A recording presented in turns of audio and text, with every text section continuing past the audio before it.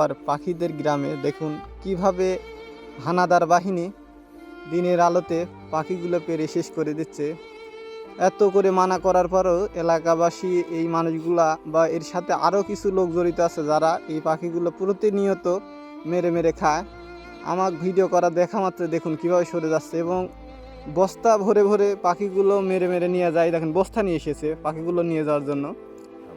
এদেরকে দেখুন, এই মানুষগুলাই প্রতিনিয়ত এই কাজগুলা করে থাকে। এদের সাথে এই দেখুন এই বস্তাতেও পাখি আছে, পাখিগুলো দেখুন নিয়ে যাচ্ছে ও দেখাচ্ছে এবং ছোট বাচ্চাগুলো রেখে যাচ্ছে।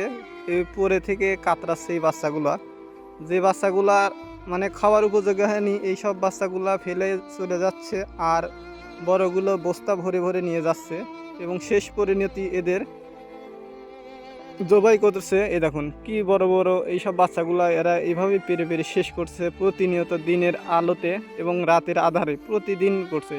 শেষ পরিণতি ডাস্টবিন বা ময়লাযুক্ত খাদে পড়ে থাকে। তাই ইউনো ম্যাডামেক এবং প্রশাসনের সহযোগিতা চাই এর একটা ব্যবস্থা গ্রহণ করার জন্য, যেন আমরা প্রাকৃতিক সম্পদ অতিথি পাখির রক্ষা করতে পারি।